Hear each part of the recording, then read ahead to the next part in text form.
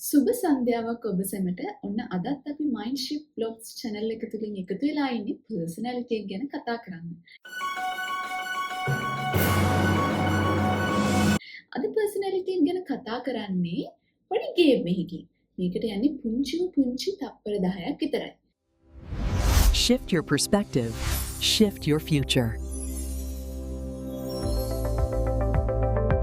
මොකද්ද අපි කරන්නේ? ඔන්න මම ඔයගොල්ලන්ට හැඩතල කීපයක් පෙන්නනවා. අපි කියන්නේ shapes කියලා. shapes කීපයක් පෙන්නනවා. එතකොට ඒකෙන් ඔයගොල්ලන්ගේ හිතට යන shape එක, ඔයගොල්ලන්ගේ හිතට යන හැඩතලය, දැක්ක ගමන් හිතට යන හැඩතලය මොකද්ද කියලා ඔයගොල්ලෝ තෝරගන්න ඕනේ. එහෙනම් අපි හැඩතල පහ මොකක්ද කියලා බලමු. තප්පර 10ක් තියෙනවා.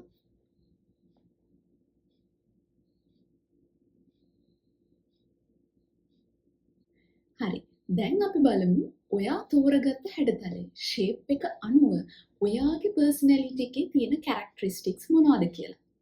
ඔයා තෝරගත්තේ triangle එක නම් ඔයා හැමතිස්සෙම ධනාත්මකව හිතන කෙනෙක්. මට පුළුවන් කියන concept එකේ ඉන්න කෙනෙක්. අපි කියන්නේ positive thinker කියලා.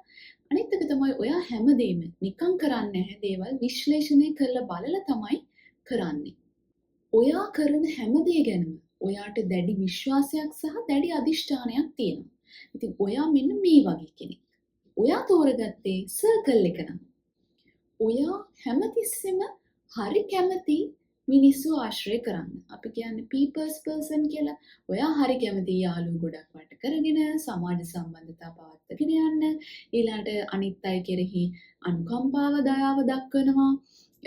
හැමතිස්සෙම ඔයා බලන්නේ රණ්ඩු සරුවල් කරන්නේ නැතුව සාමකාමීව ජීවත් වෙන්න රණ්ඩු සරුවල් කරන්න එහෙම ඔයා කැමතිම නැහැ.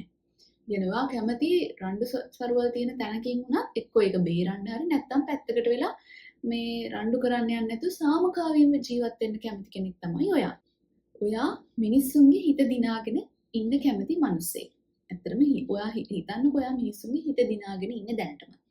අනිත් එක තමයි විශේෂම කාරණයක් තමයි ඔයා හිතන්නේ ගොඩක්ම ඔයාගේ මොලේ දකුණු පැත්තේ.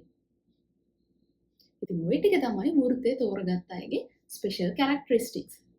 ඔයා තෝරගත්ත ස්ක්වෙයාර් එක. එහෙම නැත්නම් සමචතුරස්‍රය නම් ඔයා හැමතිස්සෙම තාර්කික විදිහට තමයි හිතන්නේ. අපි කියන්නේ logical thinking කියලා. අනිත් එක තමයි ඔයා ගොඩාක් මහන්සි වෙලා වැඩ කරනවා. හැමදාම ඔයා හිතන්නේ ඔයාගේ ටාගට් එකට යන එක ගැන. ගොඩක් මහන්සි වෙලා වැඩ කරනවා. හැබැයි ඔයා කරන වැඩ ක්‍රමානුකූලව කරන්න කැමති කෙනෙක්. අනිත් එක තමයි ඔයා හරියම පිළිවෙලට ඉන්න කැමති කෙනෙක්. තව දෙයක් තමයි ඔයා වැඩිපුර හිතන්නේ ඔයාගේ මොලේ වම් පැත්තෙන්. අනිත් එක තමයි ඔයා facts and figures වලට තමයි දේවල් කරන්නේ. නිකන් කෙනෙක් කිව්ව පළියටවත් හිතුන දෙයක්වත් එහෙම කරන්නේ නැහැ. ඔයා බලනවා facts and figures බලලා ඒ අනුව තමයි දේවල් දෙයක් මොකක් හරි initiate කරන්නේ මොකක් හරි කරන්නේ. ඉතින් ඔයා අන්න ඒ වගේ කෙනෙක්. ඔයා තෝරගත්තේ ස්ටාර් එක නම් තරුවනම් මෙන්න මේ වගේ කෙනෙක් තමයි ඔයා.